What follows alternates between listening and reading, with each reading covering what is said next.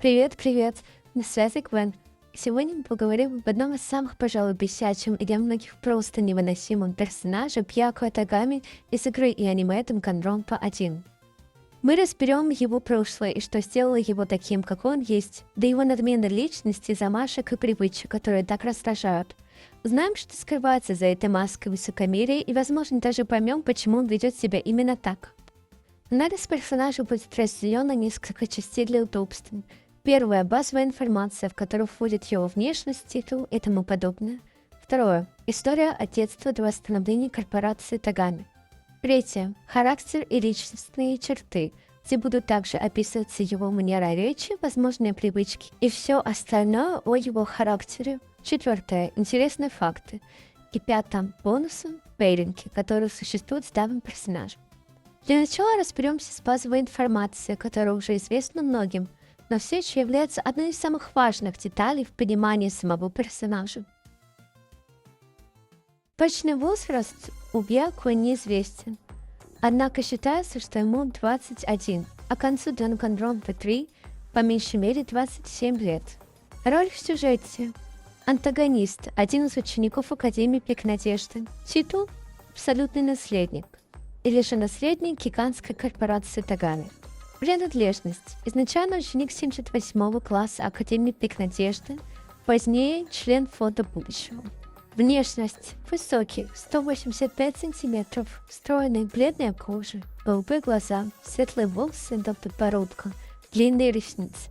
Одежда – классический черный костюм, брюки, туфли на небольшом каблуке, карманные серебряные часы, значок бывшей школы на лацкане, позже темно-зеленый галстук, фонда будущего.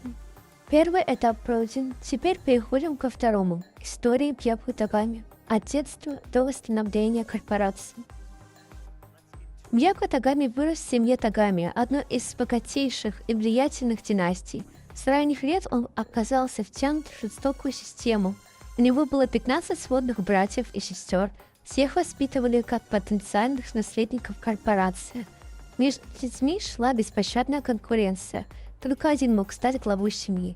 Проигравшие изгонялись, лишались имени Тагами и начинали жизнь простых людей, а для Бьяко это было равносильно смерти.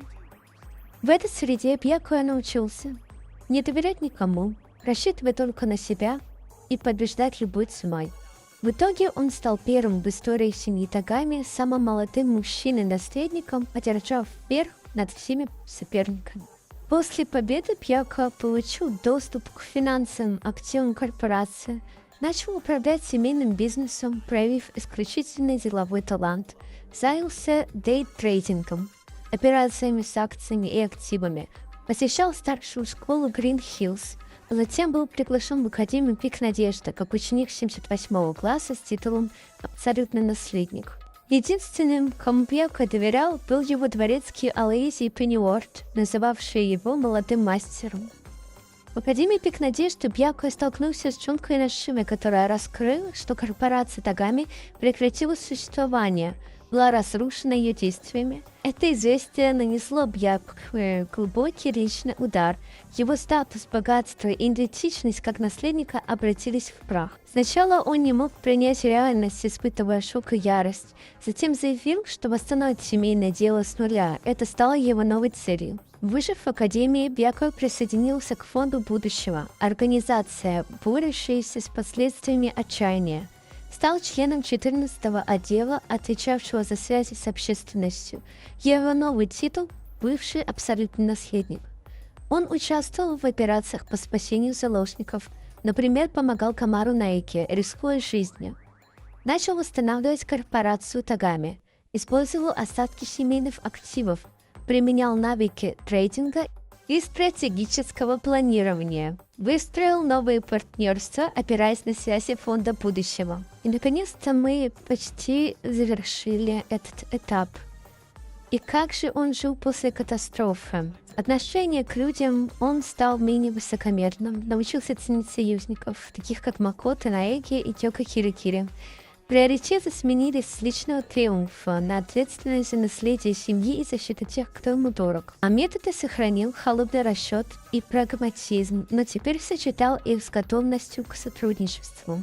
И символический жест продолжил носить значок бывшей школы на лацкане, напоминание о прошлом и обязательство двигаться вперед.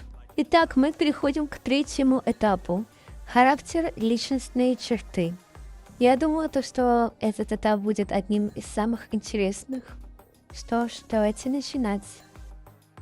Начнем с доминирующих качеств. Высокомерие и сарказм из-за привилегированного положения. Холодный рационализм и логичность. Самоуверенность, склонность считать свое мнение единственно верным. Противоречие. Внешне презрителен к окружающим, но способен на заботу, особенно к концу сюжета.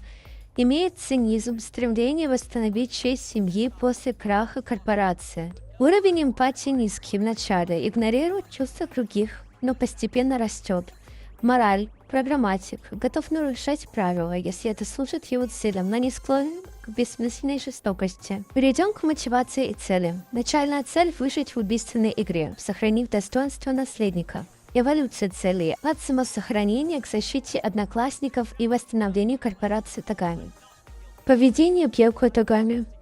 Реакция на стресс, холодность, сарказм, попытка контролировать ситуацию через логику. Ритуалы. Часто уходят в библиотеку, чтобы анализировать факты в одиночестве. Манера речи. Формальная, презрительная глупым вопросом. Использует деловой жаргон. Бьяко дистанционируется. Вынужден сотрудничать с Макото Наэки и Кёко Кирикири. Да раздражается из-за навязчивости только Фукава, но иногда использует ее навыки. Конфликтует с теми, кто оспаривает его авторитет. Бьяко постоянно подчеркивает свое превосходство, используя саркастические замечания и унизительные комментарии. Его действия часто направлены на то, чтобы доказать свою правоту и контролировать ситуацию. Например, он намеренно манипулирует местом преступления в одном из дел, чтобы сделать его интереснее, демонстрируя полное пренебрежение к чувствам других и к справедливости. Его диалоги полны высокомерия и презрения. Отношения Бьяко с другими учениками крайне напряженные. Он не доверяет никому и рассматривает их как инструменты или препятствия. Его отношения с Токо Фукавой, которая одержима им, особенно сложны. Он использует ее одержимость в своих целях, но в то же время презирает ее. Постепенно под влиянием обстоятельств и необходимости сотрудничества он начинает проявлять признаки уважения к некоторым ученикам, особенно к Кирикири. В начале игры Бьяко кажется абсолютно непроницаемым и эгоистичным. Однако по мере развития сюжета он начинает осознавать, что высокомерие и изоляция не приносят ему пользы.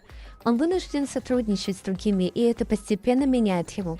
Хотя он никогда не становится полностью альтруистичным, он начинает проявлять признаки эмпатии и признавать ценность командной работы. Его сильные стороны – это выдающийся интеллект, дедукция. Один из лучших следователей в группе.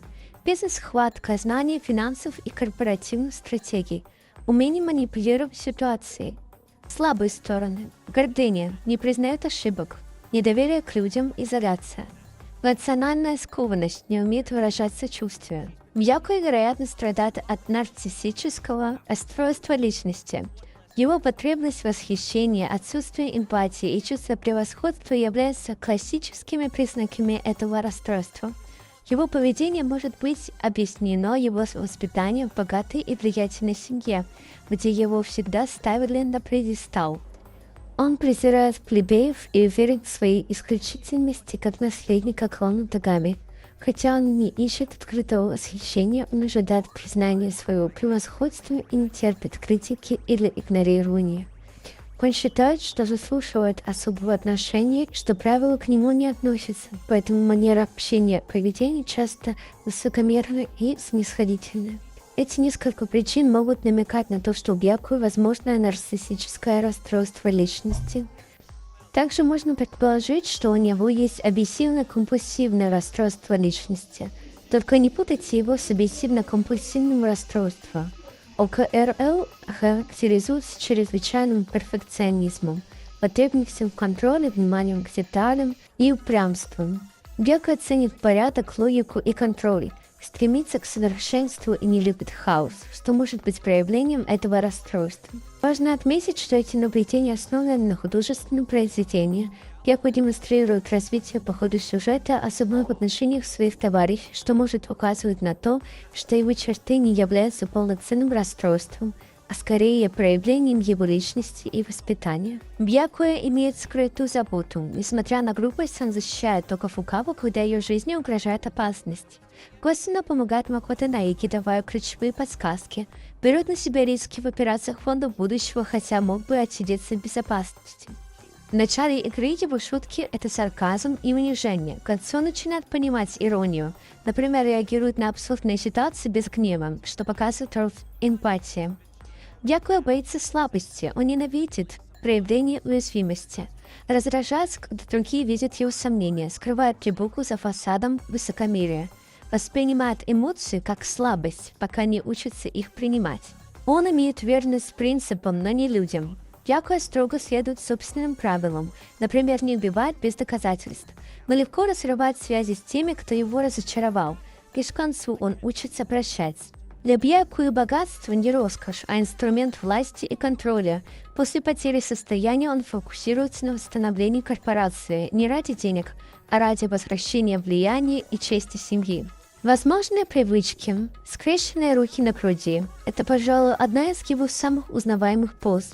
Она выражает его высокомерие, отстраненность и чувство превосходства, создавая барьер между ним и другими. Прикосновение к очкам или их поправление. Когда Бьякуя обдумывает что-то, критикует или делает вывод, он часто поправляет свои очки, будто бы проясняя свой взгляд на ситуацию или подчеркивая свою интеллектуальную остроту.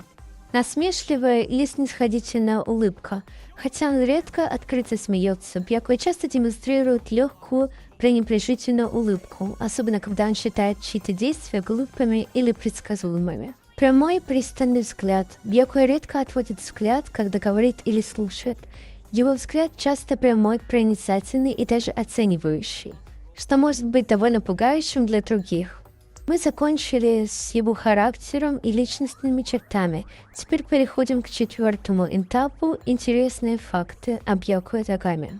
К моменту поступления в Академию «Пик Надежды» Бьякуя накопил личное состояние свыше 4 миллиардов долларов. Благодаря успешному дейтрейдингу Бьякуя любит кофе и французские рецепты. Он предпочитает кофе по-французски. Это деталь, подчеркивающая его аристократические привычки и интерес к европейской культуре. Также Бьякуя свободно говорит по-французски, так как с легкостью смог прочитать военный профиль Мукура, написанный полностью на французском. Он также умеет играть на всех стандартных музыкальных инструментах и получил эти оба навыка, скорее всего, в результате стандартного образования семьи Тагаме. Ему нравится читать, смотреть фильмы и играть в бильярд. В некоторых медиа-адаптациях Бьякуя имеет зависимость к курению. И последний, пятый этап – это пейринги, пейринги, которые существуют с Бьякуя Тагаме. Канонный или близкий к канону пейринг – это Бьякуя Тагаме и Фукава Тока. Этот пейринг, безусловно, наиболее каноничный, учитывая одержимость Тока к Тагаме и их взаимоотношения в сюжете.